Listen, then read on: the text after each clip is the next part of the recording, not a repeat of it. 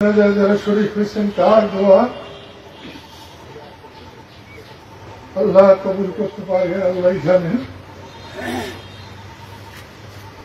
আমি আজকে অসহায়, আমার ছেলে মেয়েদেরকে অর্ধেক এতিম করে রেখে গেল।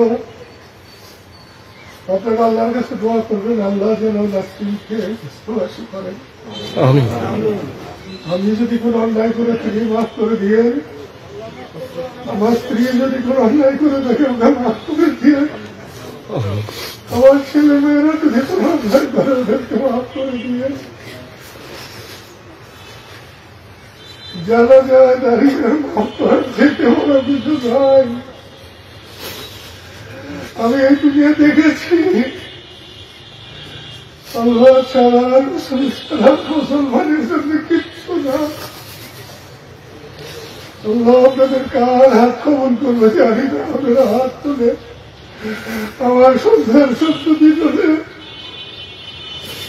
আমার নাস্তিদের জন্য আপনারা দোয়া করবেন, আল্লাহ যেন ওকে মাফ করে দেন, মাফ করে দেন, মাফ করে দেন। আপনারা এই রোদ্রে আর দাঁড়া করে রাখতে চাই না।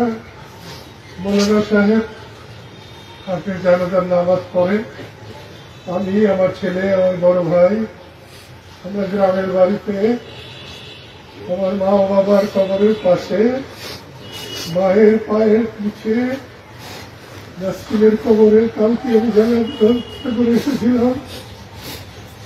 আমার বাবার পায়ের কাছে আমার কবর রাখার জন্য চেষ্টা করে রেখেছি। আপনারা দোয়া করেন, আমার স্ত্রী তো আমার মায়ের কবর পায়ের কাছে কবর হলো, আল্লাহ যেন আমার বাবার পায়ের কাছে আমার কবর দিবার তৌফিক দান করেন। আমিন। For more updates, follow us on Facebook, subscribe our YouTube channel, get the latest update on www.daily-sun.com.